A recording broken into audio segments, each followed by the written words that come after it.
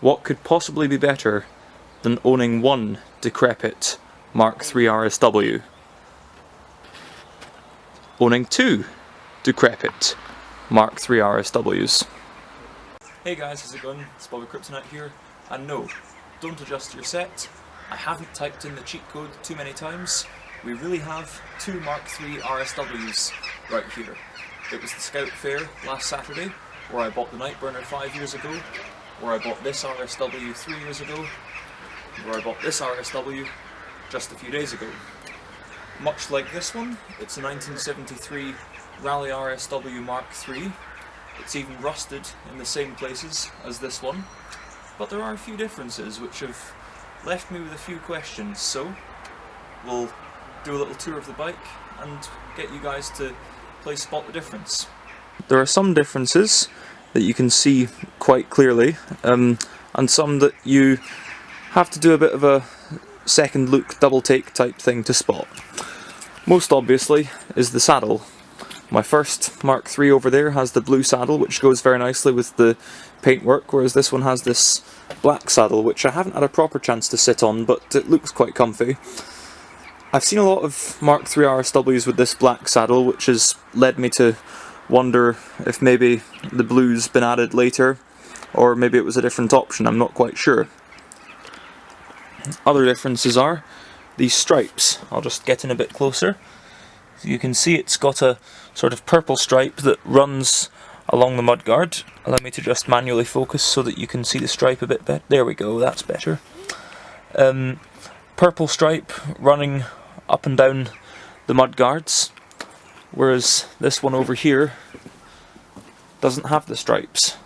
And I'm wondering if maybe a previous owner removed them or if it just never came with stripes. The hub date on this one is September 1973, whereas the hub date on this one is January 1973, so maybe there were a few revisions. I mean, I guess they could have saved a couple of pennies by skipping on a couple of decals here and there. Got a gear cable adjuster there, so you can adjust cable tension on the rear brake, drum brakes again, as with the other one, whereas this one over here doesn't have the cable tension adjuster. Again, this is something that maybe it was an option or added at a later date, but it's just, I think it's important to note the differences. Now this one's cranks are the wrong way round, but it doesn't have R-nuts on the cotter pins, whereas this one has. Again, cotter pins could have been replaced at some point, you just never know. This one doesn't have a quick release on the stem, it has these rusty nuts and bolts kind of thing going on here. Again, maybe it lost its quick release at some point. But now, the main difference is that down here in the bottom bracket on this one, you can see there's a sort of metal plate almost, just for a bit of added bracing between the seat tube and the main tube of the frame. I can't even say down tube because there is only one tube, there's no top tube and down tube, it's just one tube. So, but anyway, the bracing, it's all there, and these rear fork stays, rear forks come in here and go about this far forward. Whereas when we go over to the January 73 bike, there's no bracing, and the rear forks stop a lot further back. So it's a significantly different frame as well, which has led me to wonder a lot of things. I'd originally wondered if, before I found out the hub date on this one, I'd wondered if maybe if this were the older one, could it be that it's some kind of crossover model, maybe a Mark II frame with Mark III mudguards and bits using up old stock, because I have heard of crossover models between the Mark I and II chopper and such like. But if this is the newer bike, then I don't really know what's going on. This one still has its original front lamp, but is missing the glass, so I'll need to look into completing that.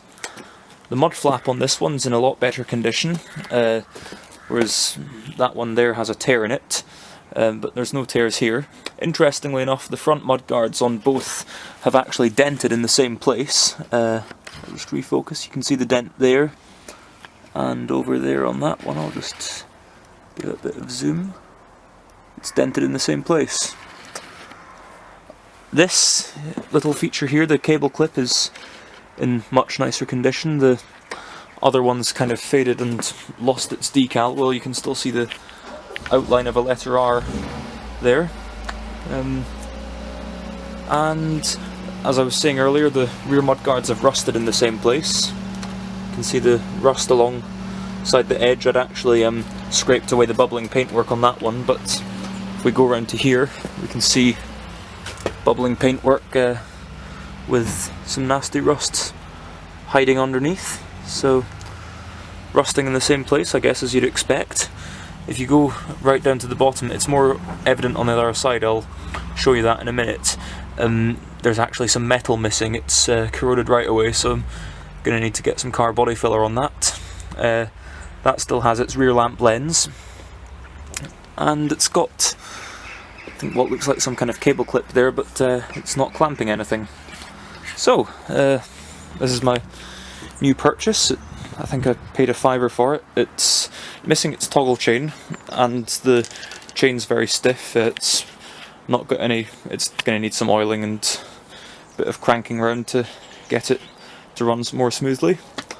Also came with this nice lock that I can guess my way into. This one actually has the name and address of the original, or a previous owner, perhaps even the original owner, scratched into the bottom of it, which I think is really cool. I won't tell you because obviously I want to protect the person's identity, but I think it's really cool.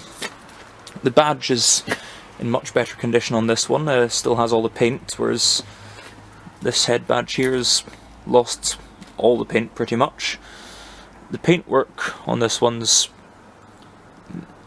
for the most part in better condition. There's not as much flaking or missing paint, but where this one's rusty, it's quite rusty. And the chrome seems better, but then again, this one was used as my daily in Aberdeen for a couple of years and mostly parked outside, so it's my own fault. I think this one was actually not in horrendous condition when I got it, but Dad was pointing out maybe this frame design with the bracing, it could have always been added later for strengthening, as in maybe Raleigh revised the design a few months later to make it stronger, because can't imagine that being a very strong frame. Maybe a lot of them broke and Raleigh were forced to revert back to that. So this RSW certainly won't be getting the kind of treatment that this one gets in the GoPro videos, but we could certainly do a GoPro video of this one without jumps. We could maybe even put the two of them in a video together, do a kind of Bobby Kryptonite RSW party, RSW Gymkhana,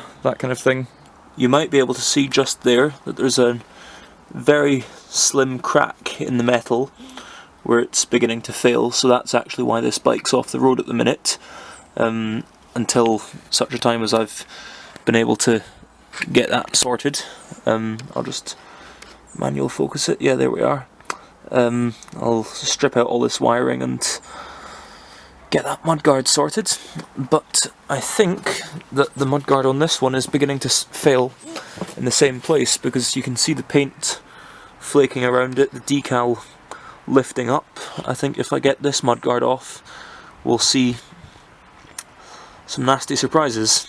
And again, there's the paint bubblage, and down here at the bottom is where it gets really crusty, and you can see she's missing some metal. It's kind of flaked and gone all nasty, so we're going to have to sand that down, get some Curust on it, and maybe some car body filler.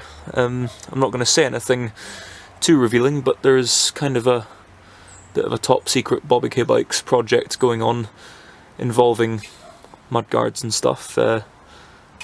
I'll keep you posted, but that's all you're getting for now. I've also noticed that the January 73 RSW has a smaller rear sprocket than the September 73 RSW. Again, perhaps a revision in the spec after a few months, but I think that the smaller rear sprocket should, in theory, mean a higher top speed and perhaps lower acceleration. Depending on if that's the same sized chainring at the front between both of them, then perhaps the January one could be the faster one. Maybe once it's roadworthy, we get it out, get it on Strava, we'll put that theory to the test. And just while I was between filming this clip and the last clip, my dad just pointed out to me that the racks are ever so slightly different. You see there's this bar here on the rack, on the January 73. The September one doesn't have it, and I've felt around underneath there. I can't feel any broken weld or any jagged bits, so I don't think this rack ever had that bar. So again, perhaps they got rid of it, maybe it didn't need it, maybe it was a bit cheaper to make a rack without that bar, but this is really interesting. I'm looking forward to seeing what any of the experts say about why these two bikes have these differences despite being the same year and the same mark. So there we are, proud owner of two Mark III RSWs, both from 1973. This is a bit greedy. I think I will only hang on to one, and I think it's got to be this one because I've had it for 3 years. We've made so many videos together. I think this is the BobbyKBikes Mark III RSW. This one's nice and I do like it, but I think it's just a bit greedy having two of the same. So I hope you've enjoyed this. We'll keep you posted with this project. I'm beginning to think that I might actually get this one running and use it while I do more important work on this one, like getting it running and respraying the rear mudguard and repairing little bits that need fixing, need attention. I forgot to mention that yesterday, October 9th, was actually BobbyKBikes channel's 5th birthday. We started on October 9th, 2011. That was when I set up the channel and posted the very first Nightburner video, so we've come a long way. I think we've had over 30,000 views and we've got about 110 subscribers, so big thanks to everyone who's followed the projects, people who've chipped in advice, even the haters, because that's always fun. But thanks everyone, hope you've enjoyed the videos, and here's to many more. See you in the next video. Bye.